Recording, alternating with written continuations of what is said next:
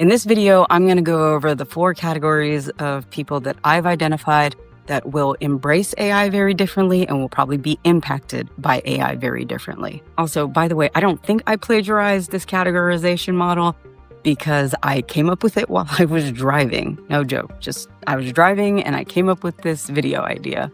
So if anybody knows of this particular categorization model of how people are adopting AI or their mentalities behind adopting AI, please let me know in the comments below. Thanks. So let's go over the 4 groups. 4 groups are revelers, realist, the reluctant, and the resistant.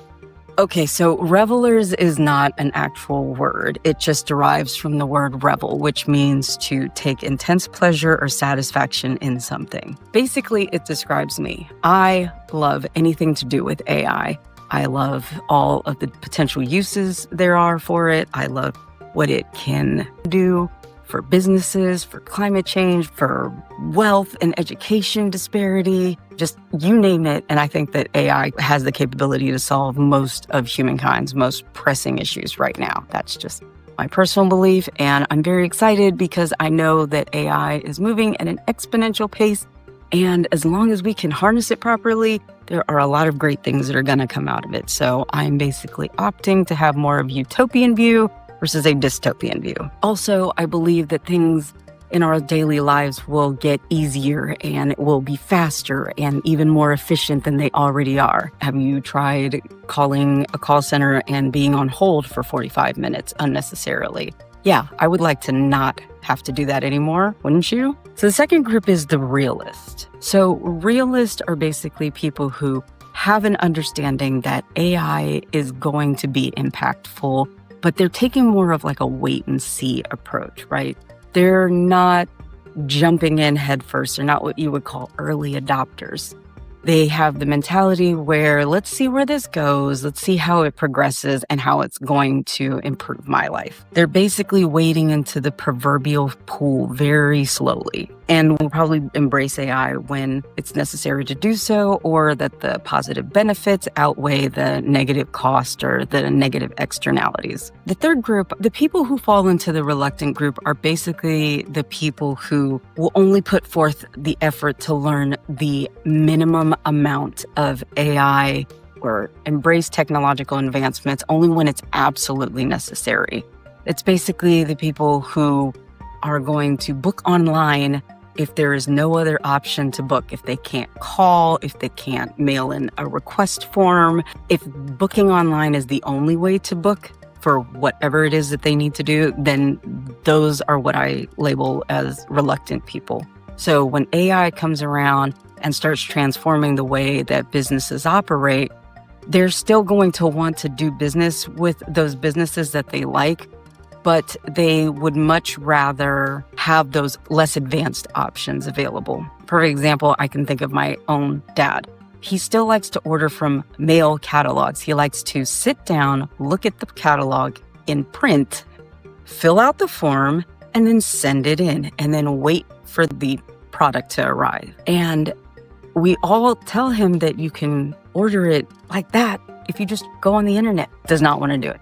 Understands that he can do it, but he would much rather have this other antiquated way of ordering. That's reluctant. Then there are the resistant category. The resistant are the ones who just have an outright refusal to adopt AI in any form, in any capacity. And I really feel that this is the group that is going to really miss out or be very, very disadvantaged in the future. 2 stories come to mind. I remember not too long ago walking into a DMV and I was renewing my driver's license, or I was doing my registration for my car. And I remember this elderly lady walking in and she wanted to renew her driver's license, but for whatever reason, she had to take the written test. And she asked for a paper test and a pencil. And the clerk explained to her, we don't have paper and pencil tests anymore. You have to go to the kiosk and answer the questions on the computer. It's the same information. You just have to click the button. This woman was very adamant, almost to the point she was about to get upset, that she just did not want to use the computer kiosk. It was not familiar to her. She said she doesn't use the computer for anything. She doesn't have a smartphone. And now it was facing her that the only way to accomplish what she wanted to accomplish was to use the technology that she's been avoiding. In the age of AI, the resistant people are going to fall by the wayside because there is just not a lot of things that are not going to be affected by AI. And so it's not like you have to adopt everything, but you do have to figure out how to maybe sign documents online or place orders for things online if that's the only way to do it. If you have a job that is going to require you to adopt AI in order to keep that job, I'm very concerned for those people who will outright refuse to adopt AI in all of its various forms. There's also another story of, once again, there was an elderly couple that walked into a restaurant and I was waiting to be seated, so were other guests. And we had all clicked into the Open Table app in order to preserve our place in the wait line. And this elderly couple came in and said, can we just put our name on a list? And they said, you have to do it through the app because our hostess does not take names anymore. And the elderly couple said, we don't know what an app is or even how to download it, more or less how to use it to reserve our place in line. And basically the hostess said, I don't know how to help you. That's the only way that we keep track of who's next to be seated. And so unfortunately they ended up leaving and they did not get their breakfast at that restaurant.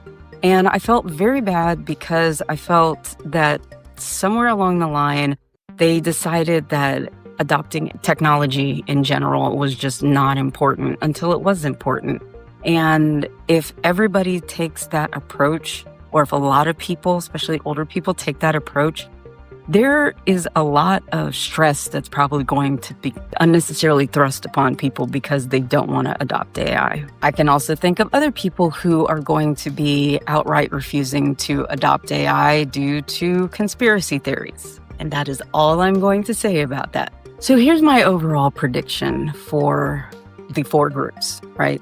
So in the AI revolution, basically the revelers are going to thrive. They are the early adopters. They're the people who want to use AI for anything and everything all the time, any chance that they get. And they will be the ones that are constantly going to be learning about it, constantly going to be engaged in all of these different AI platforms. They're just going to be immersed in it. And every time that there is a new change, they will be the first to get in on an opportunity to either invest in it, use it to their advantage, give them leverage in business. Just think of anything that they could be using it for. The realist, I think, will eventually thrive. They will probably get the tail end of what the early adopters kind of don't take for leverage. Realists are going to adopt AI slowly, but they will adopt it eventually. And that is probably going to work in their favor because they will understand how to better use it because they took their time and they allowed the early adopters to make all the mistakes with the different adaptations of the machine learning or the quantum computing. The reluctant will, in my opinion, barely survive. They will be frustrated a lot. They will run into proverbial brick walls when it comes to getting things done, even if it's very menial. And they will be constantly in maybe a state of apprehension or panic because there's a new app that they need to learn, or there's a new protocol for the business that they are frequenting all the time. You know, they can't just go into a coffee shop and place their order. It has to already have been done through the app. And then they don't get to see the baristas there anymore. They get to see robots making their coffee, and they're still trying to figure out how to navigate new processes at the DMV. That's my big hope. It's like TMV. Somebody do something with the DMV. Anyways, the resistant, like I said, I feel is going to get left behind, right? Because this is not something that they don't have the opportunity to adapt to. What are you going to do? I think that the resistant, if you're already that type of personality where you just can't stand anything to do with technology and everything seems to be moving too fast and it's too much and it's everywhere, All I can say is that I'm not going to be flippant and say, like, just live off the grid and, don't worry about technology at all if you live in the woods somewhere. That's crazy. But I think that you should try and embrace what you can at the pace that you can, is my suggestion for both the reluctant and the resistant. If you have any comments on my categorization, I would love to hear it, and I will see you in the next video. Thank you so much for watching. I can subscribe.